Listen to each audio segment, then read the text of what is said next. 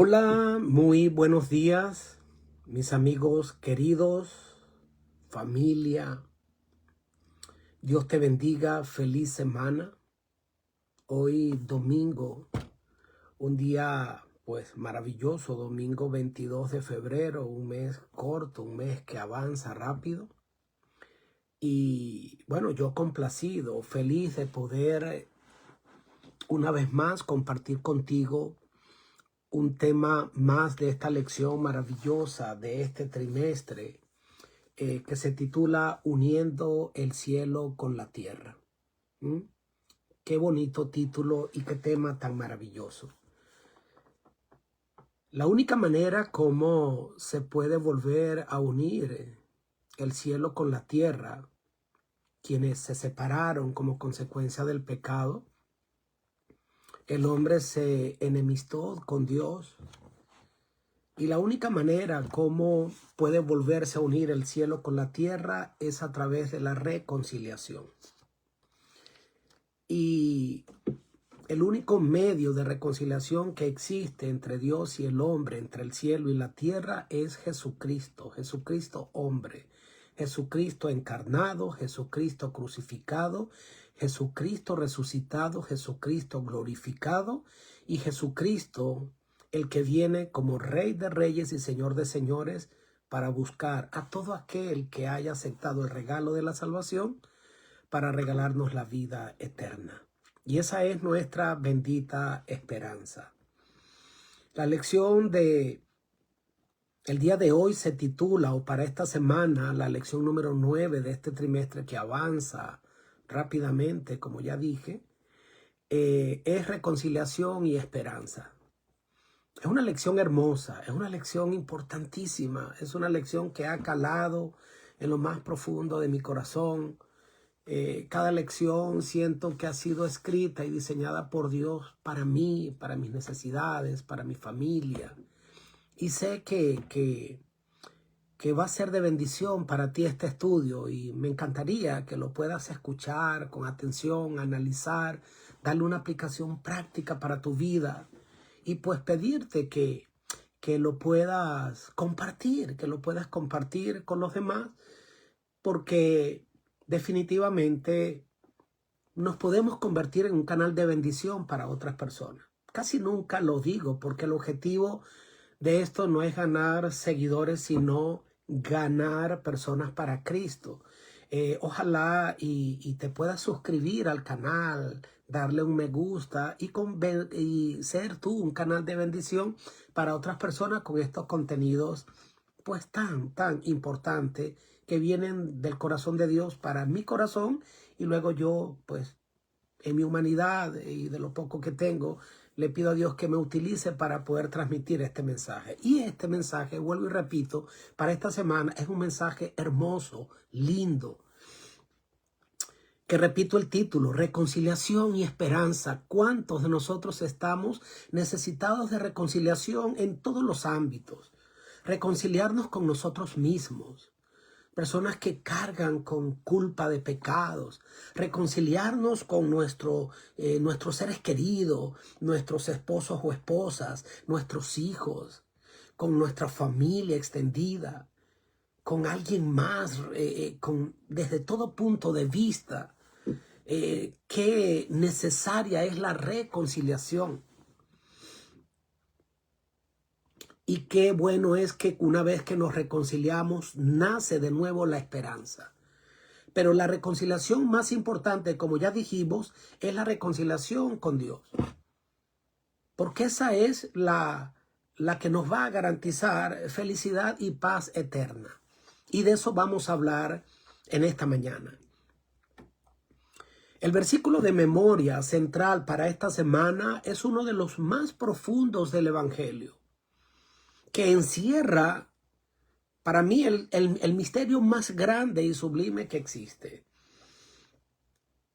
Y en este se expresa el obstinado amor de Dios por el hombre. Se encuentra en 2 de Corintios 5:21, donde el apóstol Pablo declara: al que no conoció pecado, por nosotros Dios lo hizo pecado, para que nosotros fuésemos hechos justicia de Dios en Él. Qué cosa tan profunda esto. Entonces aquí está el corazón de la reconciliación. Cristo, absolutamente inocente, sin pecado, santo, bueno, tomó tu lugar y el mío. No solo cargó con nuestras culpas, sino que fue tratado como el peor de los pecadores. Sufrió muerte de cruz, que era la muerte más vergonzosa.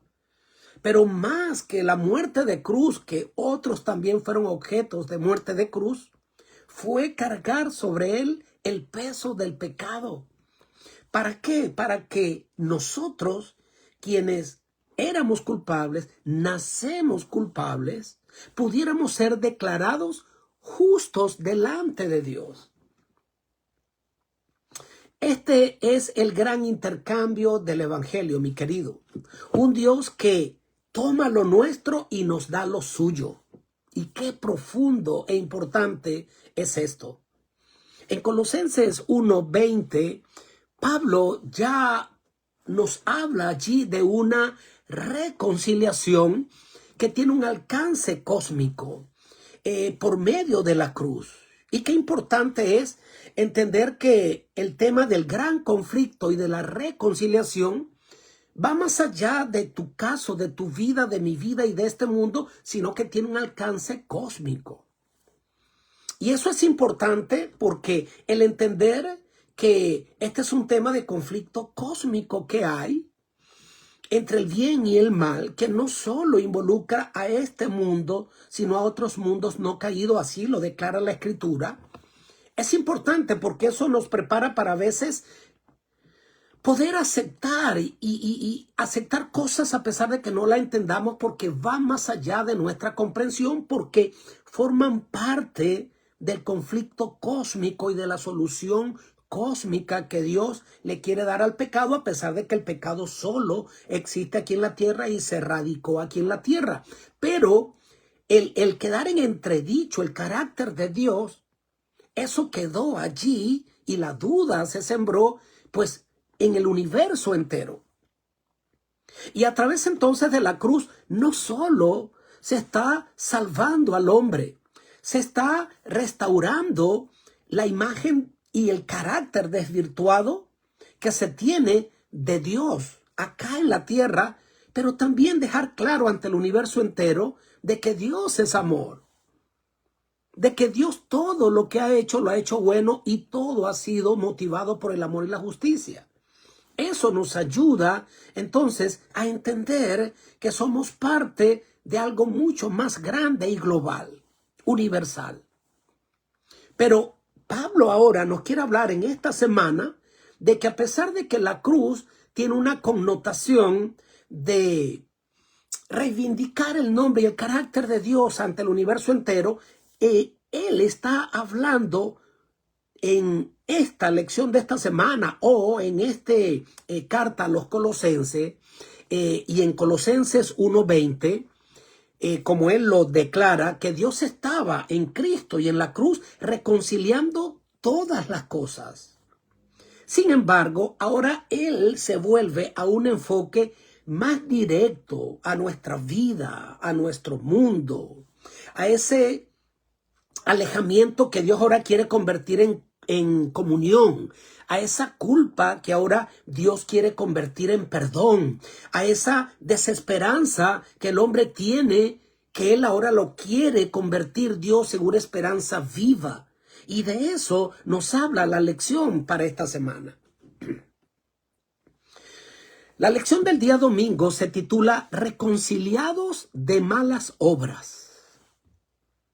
En Colosenses 1, 21 y 22, Pablo, que menciona allí de que nosotros estábamos alejados y que éramos enemigos en nuestra condición inicial natural, en nuestra condición mental,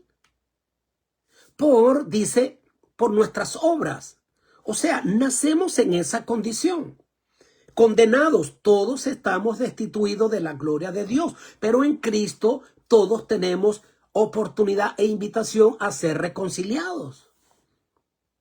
Entonces, fíjate que lo que aquí se presenta es que nosotros, los seres humanos, no decidimos pues odiar o enemistarnos con Dios de una manera consciente, sino que ya es algo intrínseco de nuestra naturaleza, que nos lleva a vivir centrados en nosotros mismos, que se trata de una mente que está desconectada de la voluntad divina y que simplemente eso después se traduce a través de, o se manifiesta a través de obras pecaminosas, donde ya se pone de manifiesto esa separación que ya había surgido en nuestra mente, en nuestro corazón. Nacemos propensos no a la obediencia, sino al pecado.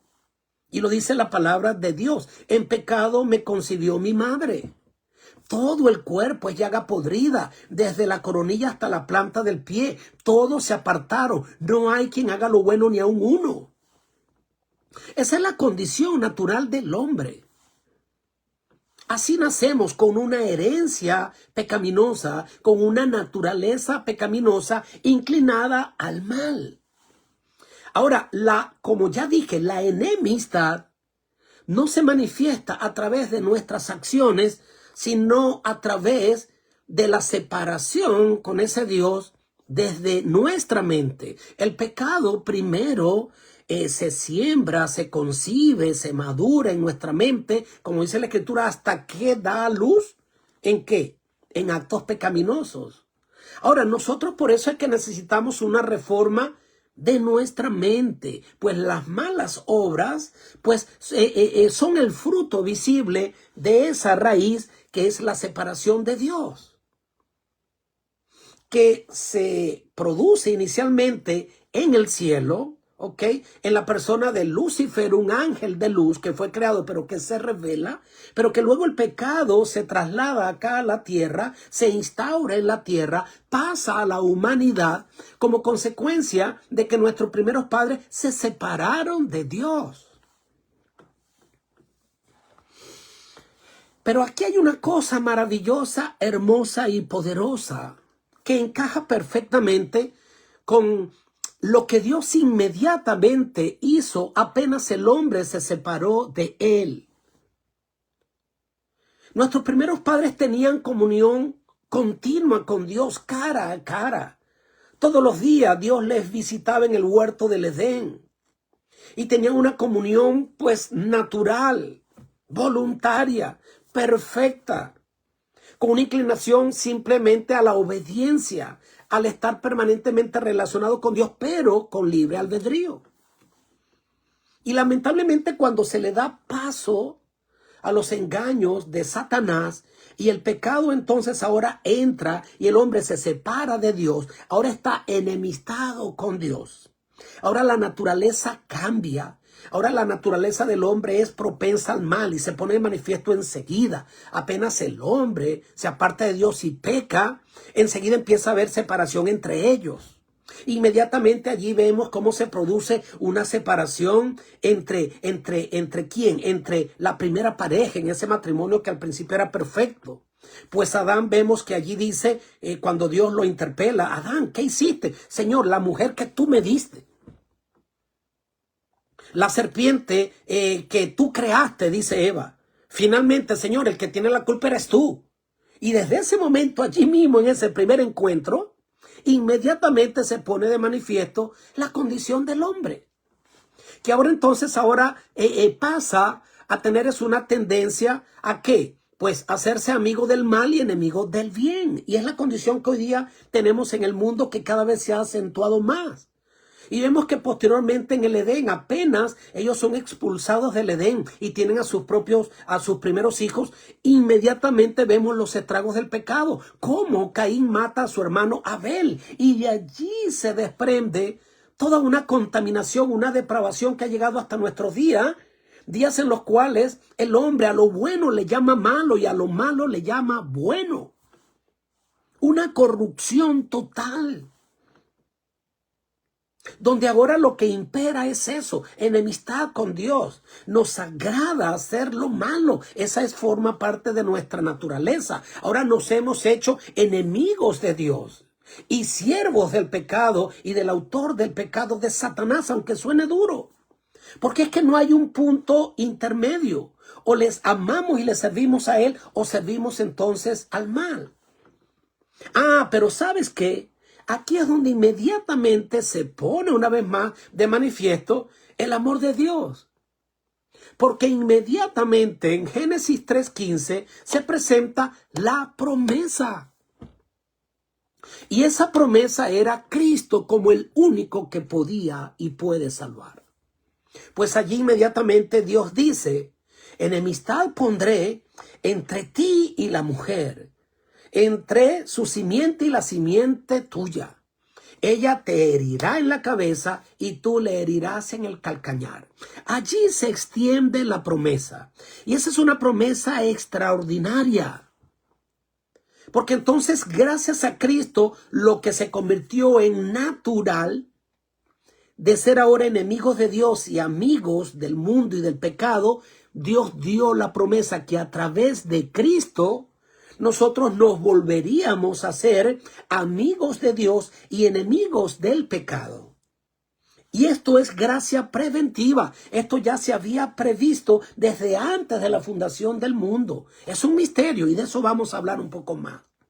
Ahora, cuando murió Cristo por nosotros, lo hizo ¿cómo? Siendo nosotros ya buenos, o ¿cómo? Siendo pecadores, ¿verdad? No murió Cristo cuando el hombre decidió por sí solo mejorar y obedecer. No fue cuando el hombre decidió reformarnos para después Cristo venir y morir por nosotros y extendernos el medio de la salvación. No fue cuando nosotros decidimos alejarnos de nuestras malas obras. Fue en nuestra condición caída, mi querido. La iniciativa de la salvación es divina. Nunca comienza en nuestra transformación, sino en la cruz. Por eso el orden es vital, y creo que aquí es donde está la tragedia humana y de la carrera del cristiano. Si nosotros entendemos y respetamos este orden, veremos que el tema o la salvación no es tan complicada como nosotros la complicamos. El orden es este: no somos reconciliados porque nosotros dejamos las malas obras, sino que nosotros dejamos las malas obras porque a través de Cristo hemos sido reconciliados. Quiere decir entonces que la cruz no es el premio al cambio, no, es la causa del cambio. El evangelio entonces significa que yo debo reconocer mi condición, reconocer que estoy lejos de Dios. Luego entonces que he reconocido eso, acepto la invitación y el sacrificio de Cristo, que Él dice: ven a mí, yo tomo lo mío y te lo doy, y yo tomo lo tuyo sobre mí. En tercer lugar, como resultado de ese acercamiento y de esa reconciliación, va a comenzar una nueva vida, pero no por tus fuerzas, no porque tú te lo propones. Es porque tú te has acercado a Él tal cual eres. Y Él va a producir en ti tanto el querer como el hacer, según su buen propósito, dice la Escritura. No cambio para que Dios me acepte. No, familia. Dios me acepta en Cristo y por eso es que yo puedo cambiar. Por eso es que yo puedo tener un cambio genuino. Y esto, como ya dije, fue prometido, pues ya estaba preparado, ideado desde antes de la fundación del mundo y fue prometido desde y en el Edén. El día lunes, entonces, nos habla de ese proceso. Aquí está la promesa. Aquí está el poder, digamos, de salvación, la cruz de Cristo. Lo cual solo depende de una decisión y de un instante. Solo aceptar a Cristo como mi Salvador, como el que murió por mis pecados, y eso basta para yo en ese momento tener salvación eterna. Pero luego entonces en el día lunes, que se titula Si continúan en la fe. Ahí hay algo interesante. Ahí entramos entonces en esa segunda etapa, en ese proceso. No para la salvación, sino para mantener esa salvación, que además no depende de ti, pero sí tienes tú una parte activa que tienes que ejercer allí. En el proceso de la justificación, del perdón y de ser declarado sin culpa y salvo, es gratuito, ocurre en un instante. Pero después seguimos viviendo. El ladrón en la cruz recibió la justificación allí, en un instante. Él en la cruz, antes de morir en la cruz al lado de Cristo, él declaró: Señor, creo en ti, me arrepiento de mis pecados. El otro no quiso aceptar ese regalo de la salvación, pero él sí, y le hizo una petición sencilla a Jesús: Señor, perdóname y por favor, acuérdate de mí cuando estés en tu reino, en tu gloria. ¿Qué le dijo Jesús? Oh, es tarde, amigo. Eso solo sería posible si ocurre aquí un milagro. Te perdonan, sigues viviendo y haces esto y esto y esto y esto y lo otro para lograr limpiar tus culpas. No. Solo bastó con declarar que Cristo le podía salvar. Y en ese instante le dijo: de cierto te digo hoy que estarás conmigo en el paraíso. Eso bastó. Ahora, ¿qué hubiese pasado si en ese momento ocurre el milagro y él es perdonado y deciden liberarlo? Él hubiese seguido viviendo. ¿Qué hubiera pasado con el ladrón en la cruz? ¿Hubiese mantenido ese regalo de la salvación? ¿O él hubiese después vuelto a sus andanzas, a su vida de pecado, de robo y de toda su vida pues desviada de la voluntad divina? Eso hubiera podido pasar. Entonces, ¿qué quiere decir el ejemplo de la cruz? Que claro que la salvación ocurre en un instante y es 100% por gracia. Tú y yo no podemos ni debemos hacer nada para ser salvos. Pero entonces después hay una invitación. O sea, mantente en la fe. Puesto los ojos en Jesús, el autor y el consumador de esa fe. Y en Colosenses 1:23 Pablo dice: si en verdad permanecéis fundados y firmes en la fe y sin moveros de la esperanza del evangelio que habéis oído. Entonces aquí está el hilo conductor de la salvación. La reconciliación que ya está hecha, la cruz que es suficiente, la promesa que es real, la garantía que existe, pero es una salvación que no es impuesta. Dios no te va a forzar nunca, ni a aceptar el regalo de la salvación, ni a permanecer. Él va a respetar tu libre y mi libre albedrío. Él dice: con cuerdas de amor te atraje, por eso te he prolongado mi misericordia. Él nos atrae con cuerdas de amor. Pero Él no nos puede obligar. He aquí, yo estoy a la puerta y llamo. Y si alguno oye mi voz y abre la puerta, entraré a Él, cenaré con Él y Él conmigo. Y así hay muchísimos textos más que podría mencionarte en este momento, donde nos muestra que la iniciativa de la salvación es de Dios, pero que Él nunca va a forzar la entrada a tu corazón. Él es un caballero, Él nunca va a irrumpir en la puerta de tu corazón a menos que tú le dejes entrar. Ahora, la salvación entendemos, como ya dije, que es un regalo. ¿Qué pasa con los regalos? Bueno, yo no te puedo forzar a ti a aceptar un regalo. Yo te puedo ir y dar un regalo y tú despreciarlo y tú decirme: no quiero ningún regalo tuyo porque estoy enemistado contigo. Estoy molesto contigo, es decir, te odio, te rechazo. Y yo te digo: no quiero ningún regalo y no lo acepto. Y yo no te puedo obligar a ello. ¿Ok? Pero podrías aceptarlo. Pero una vez que lo has aceptado, ese regalo, sea cual fuere, lo puedes cuidar, lo puedes valorar, lo puedes apreciar. Y si es una planta, la puedes regar y regar, que vaya creciendo y dando fruto y se mantenga hermosa. O la puedes descuidar hasta que muere. Y después entonces desperdiciarla, descuidarla, malutilizarla. No atenderla, no regarla hasta que se seca, se marchita y muere. Y el regalo se pierde. No porque perdió la eficacia el regalo. el buen deseo del dador, el poder, no, sino porque tú decidiste romper esa relación que se mantiene con un cuidado.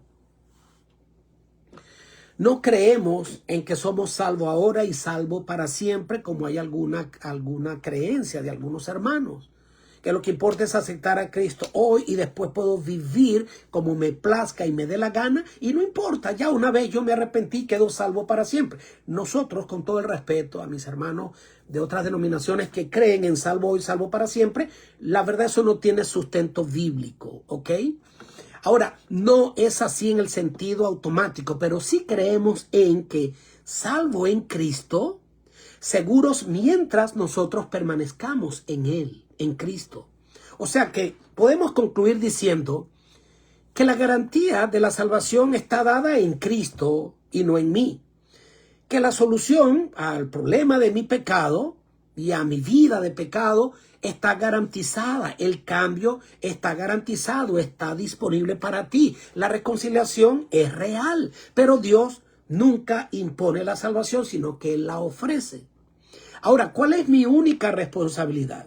En mi fase inicial es aceptar el regalo de la salvación y luego permanecer en esa relación. Mientras permanezca en Cristo, pues nadie me puede arrebatar ese regalo, esa salvación. Pero si yo decido apartarme y descuidarle, no pierde Cristo y su sacrificio el poder, sino que yo he abandonado la fuente de vida. Esa que es permanente, es continua. Porque el sacrificio de Cristo no solo me salva, sino que me transforma. El día martes se titula El plan eterno de Dios. Fíjate tú algo tan importante lo de este día, mi querido. En Colosenses 1, 24 y 25, Pablo dice en esencia lo siguiente: ahora me gozo en lo que padezco por vosotros, y fui hecho ministro según la administración de Dios que me fue dada. Ahora, aquí hay dos ideas claves que aparecen acá. Fíjate tú la condición en la que se encontraba Pablo. Pablo, cuando presenta esta declaración y escribe esta carta a la iglesia de Colosas, ¿dónde estaba Pablo? Él tenía arresto domiciliario. Ya habíamos hablado en las lecciones anteriores que Pablo estaba preso en el cadalso, en una cárcel. Pero en este momento, en la carta a los colosenses, él se encontraba bajo arresto domiciliario. Él no podía salir de la casa. Él no podía continuar con su viaje misionero, predicando el evangelio y sembrando la palabra y dejando iglesias plantadas aquí, allá y allá. Él estaba como limitado, estaba preso. Pero la palabra de Dios dice, nunca estuvo presa. Pablo estaba en una condición de limitación, pero donde el plan de Dios se siguió desarrollando. Entonces él dice, ahora me gozo en lo que padezco. Ahora, ¿qué quiere decir esto en la experiencia de Pablo? Bueno, el sufrimiento temporal no cancela el plan de Dios. Y en segundo lugar, Pablo entendió que su vida pues era parte de la administración divina y del plan divino que Dios tenía. Aquí podemos ver, y como lo dice, y ya lo mencioné en 2 de Timoteo 2:9, yo estoy preso, pero la palabra de Dios nunca ha estado ni estará presa. Yo estoy aquí en mi casa con limitaciones físicas, sin poder salir, sin tener movilidad y libertad. Está bien, humanamente él estaba así, pero divinamente sus cartas eran cartas inspiradas que llevaban poder, que tenían allí un fundamento doctrinal para los siglos venideros que ha llegado hasta nuestros días, que era un ministerio ampliado más allá de sus vidas, de su entorno, de su vida limitada, sino que él nunca imaginó que esto llegaría hasta tu corazón y el mío. Era parte del plan global que Dios tenía dentro de todo el proceso de salvar a toda la humanidad. O sea que su aparente limitación fue un medio o fue parte del plan eterno de Dios. Ese plan que no depende realmente de mi libertad física, no depende de mi pasado ni de tu pasado, no depende de tu historial, no depende de mis luchas actuales o mis caídas pasadas. No depende de eso, depende de su soberanía y de su disposición a dejarme utilizar por Él. ¿Y por qué quiero decir esto? Porque esto lo quiero traspolar a la vida de alguien, al corazón de alguien que hoy día está atribulado, que hoy día se siente quizás abandonado, que hoy día puede decir, Señor, pero ¿y si estoy procurando hacer tu voluntad? ¿Por qué me ocurre esto, Señor? Pues ahí tienes el ejemplo de Pablo. Pablo estaba preso por causa del evangelio. Pablo no estaba sufriendo allí cadenas o arrestos domiciliarios por sus acciones malas o porque se había alejado de Dios.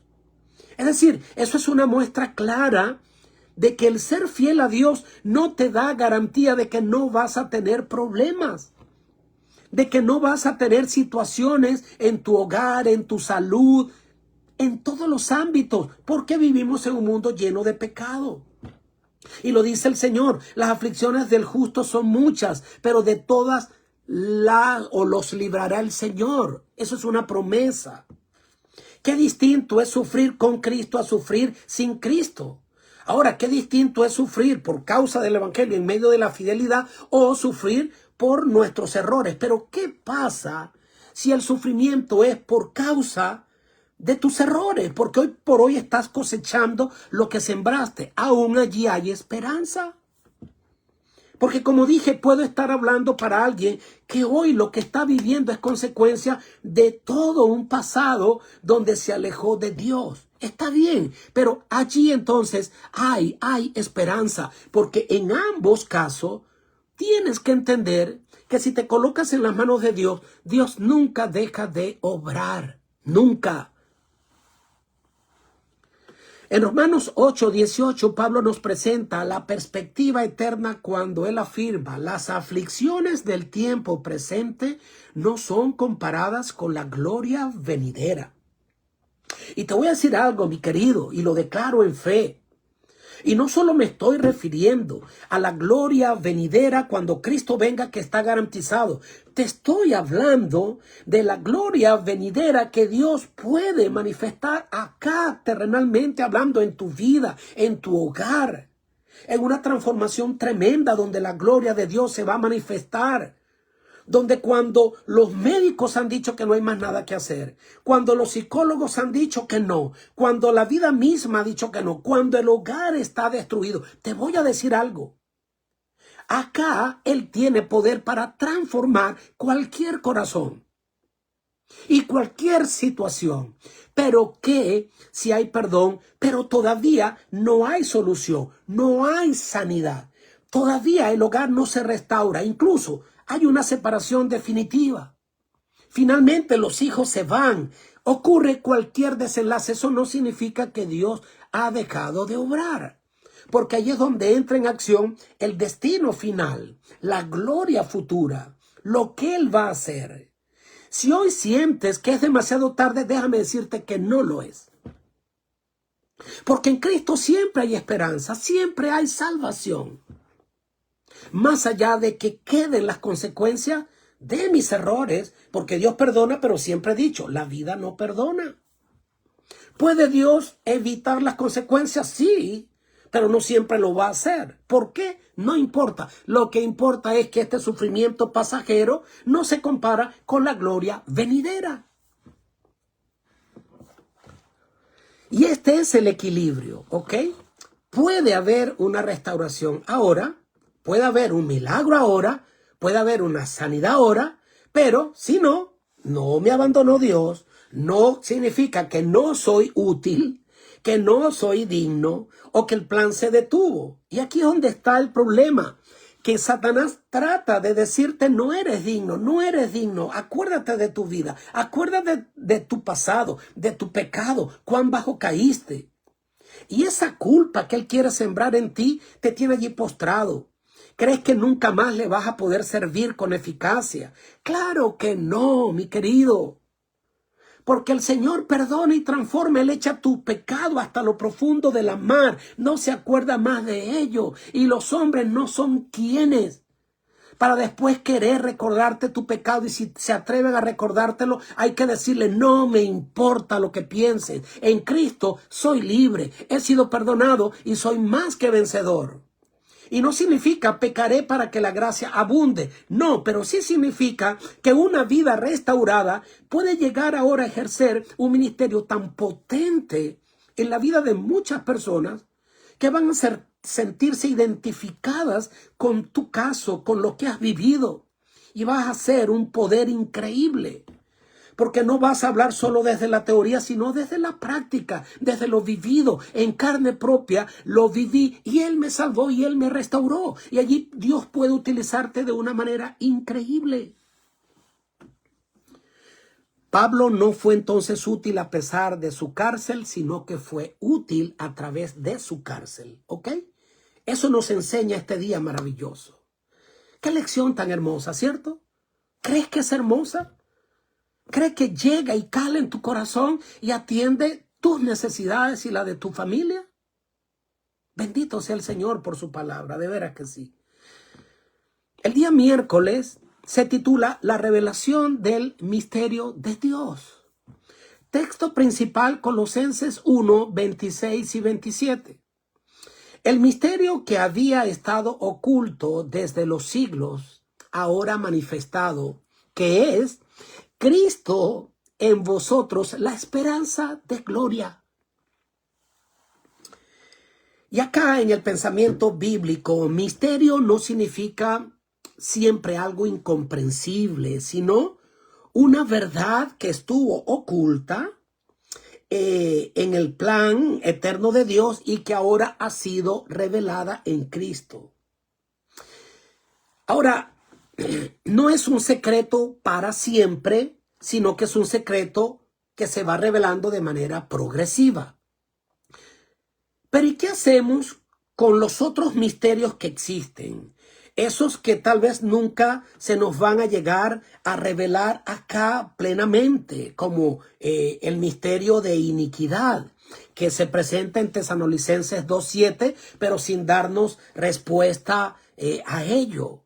Y el misterio de iniquidad es eso. ¿Cómo pudo surgir el pecado si Dios todo lo creó perfecto? ¿De dónde nace el pecado? ¿Cómo nace el pecado en el corazón de un ser lleno de luz, Lucifer? Ojo, Dios no creó a Satanás. Dios creó fue a Lucifer. Y las personas dicen, pero ¿y por qué Dios creó a Satanás? No, Dios creó fue a Lucifer, un ángel perfecto. Pero ahí está el misterio. Pero ¿y cómo, si era perfecto, pudo entrar el pecado en el corazón de un ser perfecto? Entonces significa que Dios no lo hizo todo tan perfecto como aparentemente ocurre. Sí, eso es un misterio. Eso es un misterio. Claro que sí.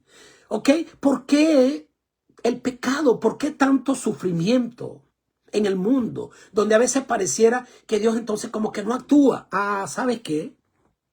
Ahí es donde entra lo que dije en el principio, que la cruz revela alcances que van más allá de tu vida, de mi vida y de nuestro planeta Tierra, sino que tiene alcance cósmico, que tiene que ver con un conflicto cósmico, donde cuando las personas, a veces humanamente hablando, y los que estamos acá, claro que yo lo he dicho, ¿y por qué entonces Dios no destruyó a Lucifer de una vez para que el pecado no se extendiera? Ah, porque es que había consecuencias, porque Lucifer no era cualquiera, porque él era un ángel de luz, porque él dejó en entredicho en todas las huestes del cielo que Dios no era justo y de hecho logró entonces traerse consigo y engañar a la tercera parte de los ángeles del cielo. ¿Ok? Y además quedó en entredicho qué hubiera pasado si Dios destruye a Satanás inmediatamente y a todos los que se rebelaron. No hubiese esto dado pie a que los otros mundos no caídos dijeran, oye, tal vez él tenía razón. Oye, mira, aquí no hay derecho a resbalarse, aquí no hay derecho a... Porque es que, ojo, te digo, los ángeles fueron creados con libre albedrío. Y todos los seres que existen en todos los mundos no caídos, como lo revela la Escritura, tienen también libre albedrío. ¿Qué hubiera pasado entonces? Ah, entonces ahí vemos que ahí hay una connotación más allá, que yo no puedo entender. y que es un misterio. Está bien, es un misterio. Y algunas personas quieren a veces tomar estos misterios, estos sufrimientos que se dicen, ¿y cómo Dios no lo evita? ¿Y cómo Dios no hace esto y aquello? Sí, eso a veces perturba. Yo no voy a decirte que no. Pero sabes una cosa, muchas veces, muchas veces, ¿no? Eso a veces las personas lo quieren o lo utilizan para justificar sus pecados, para justificar su rebeldía, pues para buscar frente a algo que no lo tengo totalmente claro, una justificación para no ir a Dios, para no creer en su existencia. Pero aquí es donde se pone de manifiesto y se revela el gran misterio, un misterio que es mucho más grande que estos que hemos nosotros mencionado. Puede ser, mi querido, que hoy no entendamos todos estos misterios, el dolor y el sufrimiento, pero hay un mayor misterio que sí fue revelado. Un Dios que amó hasta lo sumo y que estuvo dispuesto a entregar a su propio hijo. Discúlpame, eso sí que es un misterio. El obstinado amor de Dios, ¿ok? Que decide dar a su único hijo para ir a salvar a un hombre que se merece morir, que se rebeló y que además no desea salvarse. O sea, está despreciando a su hijo y Dios está dispuesto a mandar a su único hijo, inocente y sin pecado, para salvarte a ti y a mí. Ese es el misterio más grande revelado. Y ese sí es un misterio verdadero, revelado, porque nosotros podemos confiar en que los otros misterios serán aclarados en su momento, pero mientras tanto, Cristo en nosotros, como dice allí Pablo, es la garantía de la gloria futura y es la garantía de que un día yo lo entenderé todo completamente. Entonces, el misterio más grande ya fue revelado y fue el amor obstinado de Dios, porque no ama más Jesús que el Padre. No, Dios mismo estaba reconciliando al mundo consigo mismo a través de la persona de Cristo. Él mismo estaba, porque son uno, muriendo por ti y por mí a través de la persona de su Hijo. Y este es el poder entonces del Evangelio. Este es el poder del Evangelio. Esta es la verdad más grande que existe allí. ¿Ok? Ahora, ¿sabes una cosa? Cuando nosotros entendemos esto, nosotros vamos a poder recibir de manera plena y total los beneficios del Evangelio. Y es lo que nos habla la parte del día jueves en Colosenses 1, 22 y 28. Allí Pablo en esencia declara, dice él, aquí anunciamos, amonestando a todo hombre y enseñando a todo hombre en toda sabiduría, a fin de presentar perfecto en Cristo Jesús a todo hombre, para lo cual también trabajo luchando según la potencia de Él. Ahora, fíjate tú, acá se habla de varias veces la palabra todo, ¿no? Enseñando a todo hombre, dice de nuevo, para que en Cristo Jesús todo hombre pueda ser transformado. Pero entonces acá, ¿de qué tipo de perfección se nos está hablando? Por la cual dice Pablo, por esa perfección que yo lucho, pero no con mis propias fuerzas, no por mis propios méritos, sino por la potencia de Él actuando en mi vida. Entonces aquí el enfoque es claro. Primero que nada, que Cristo es el autor y consumador de la salvación. En segundo lugar, como ya lo dije y lo presenté en el tema del ladrón en la cruz y qué hubiera pasado con él si hubiera sido perdonado, no solo Cristo salva, sino que Él quiere transformar. Y Él nos quiere llevar a una madurez espiritual y a esa perfección espiritual, pero con un poder que no es humano ni es divino, que es divino, pero que tampoco se trata de una perfección en los términos en los cuales a veces nosotros lo creemos. Porque la teología o la enseñanza del perfeccionismo es una herejía. Entonces tú me puedes decir, pero bueno, pastor, ¿cómo es eso? Por un lado tú me dices que eso es una herejía y por otro lado entonces también me dices y también habla el Señor en su palabra, por ejemplo en Efesios 5:27, que Él dice para presentar a una iglesia gloriosa sin mancha ni arruga ni cosa semejante. Y luego también dice en el Evangelio que hay que ser perfecto como vuestro Padre que está en los cielos es perfecto, que al cielo no entrará cosa que tenga mancha o arruga o cosa semejante, sino que todo aquel que sea santo como Él es santo. Entonces usted me dice, pero bueno, y usted me está diciendo eso y por otro lado me dice que la idea del perfeccionismo es una herejía. Te lo voy a explicar. ¿Qué significa perfecto? En su original la palabra es teleios, ¿ok? Y esa palabra griega perfecto que aparece allí cuando dice, sé pues vosotros perfectos como vuestro Padre que está en los cielos es perfecto. Además que si tú lees el contexto anterior, se está hablando además del perdón, cuando allí Pedro le pregunta a Jesús, Señor, ¿y cuántas veces debo perdonar a aquel que peca contra mí, a mi hermano que peca contra mí? Hasta 7 veces, hasta 7 veces. Y Jesús le dice, no te digo, Pedro, hasta 7 veces, sino hasta 70 veces 7. Entonces después dice, sean vosotros perfectos. Y allí el contexto nos indica de que ser perfectos en perdonar, ser amplios en perdonar, ser completos en perdonar hasta el final. Hablando del perdón, tú y yo debemos perdonar en todo momento. No hay condición para perdonar a nadie.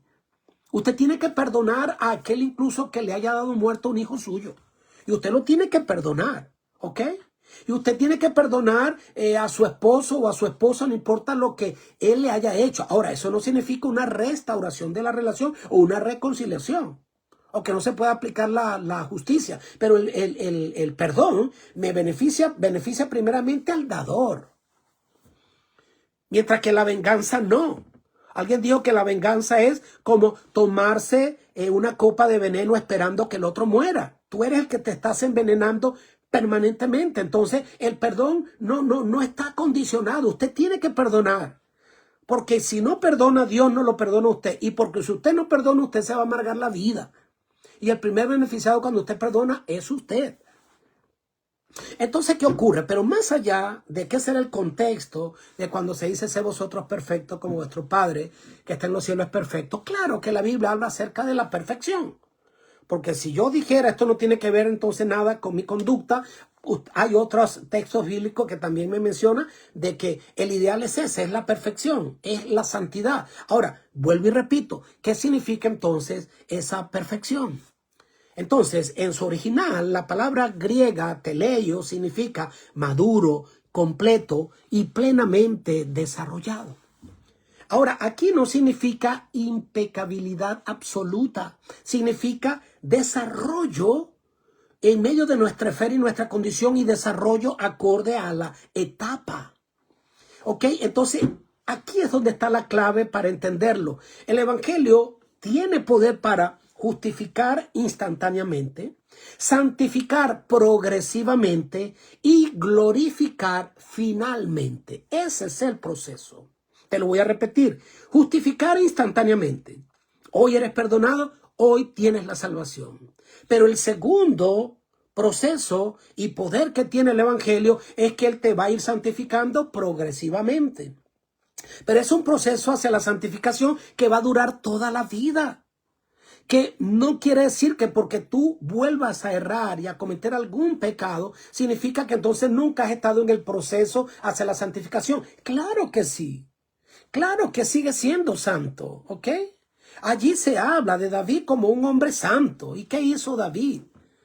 Pues él le quitó la mujer a su soldado, él lo mandó a asesinar a él, una cantidad de pecados. Y lo presenta Dios como un hombre perfecto conforme el corazón de Dios. Y así tenemos una cantidad de casos más donde se evidencia de que cuando se llama a alguien perfecto no significa que esa persona nunca más cometerá un error. No significa eso. Pero significa que ha entrado en un proceso hacia la santidad donde si alguno está en Cristo, nueva criatura es, las cosas viejas pasaron, he aquí todo es hecho nuevo. Es un proceso que dura toda la vida hasta que llegue el punto de la glorificación, cuando la puerta de la gracia se cierre y cuando se cumpla lo que dice la Escritura.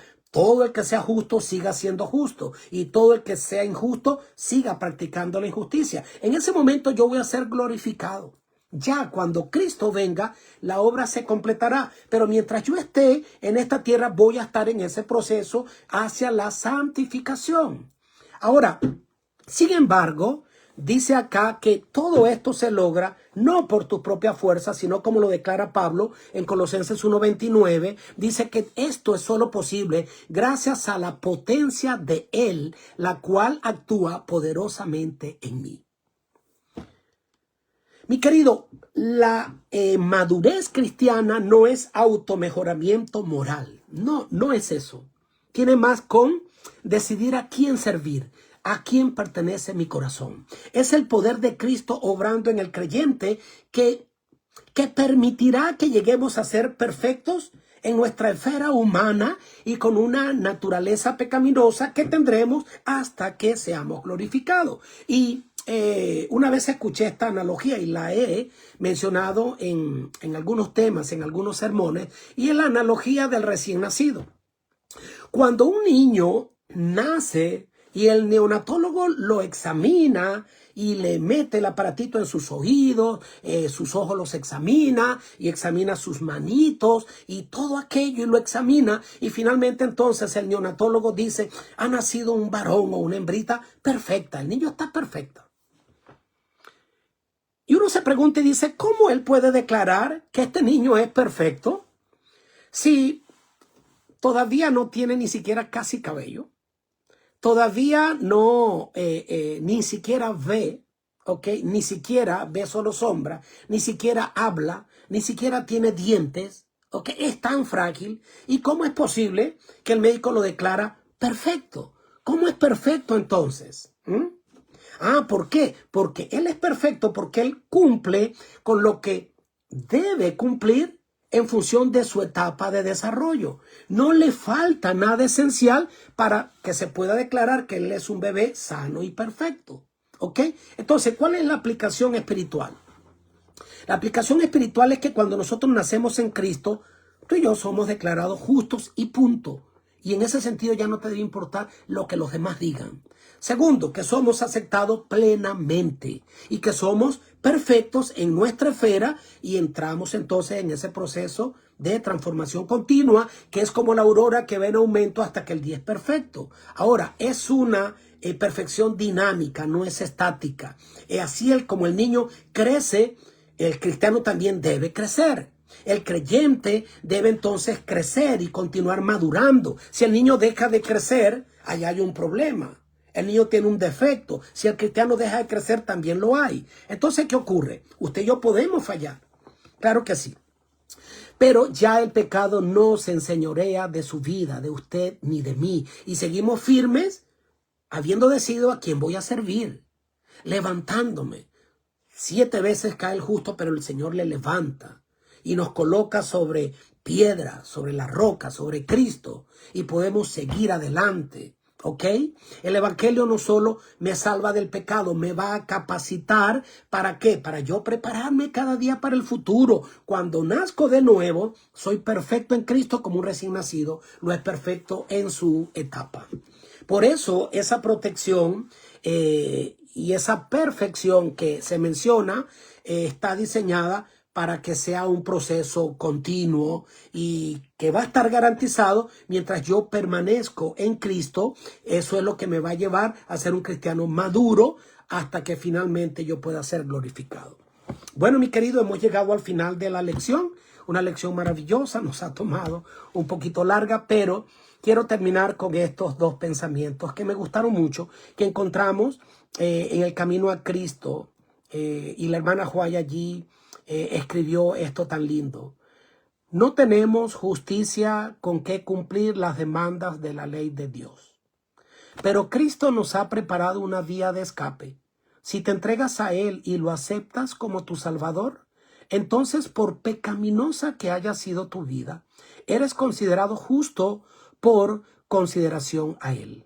El carácter de Cristo toma el lugar del tuyo y eres aceptado delante de Dios como si jamás hubieses pecado.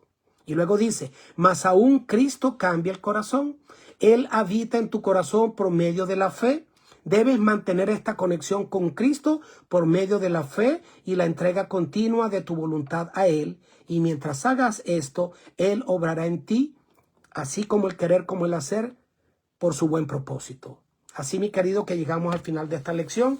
No creemos en salvo ahora y salvo para siempre como garantía automática, ni en el perfeccionismo humano sin lucha. Creemos en algo más hermoso, salvos en Cristo, seguros en relación, transformados por su poder y sostenidos por su gracia. Y mientras haya fe viva, habrá también esperanza viva, que nosotros, producto de esta enseñanza y de esta lección, podamos declarar con confianza: Cristo es mi esperanza de gloria, su justicia es mi única defensa, su espíritu es mi poder y su amor será nuestro tema allá en la gloria por toda la eternidad.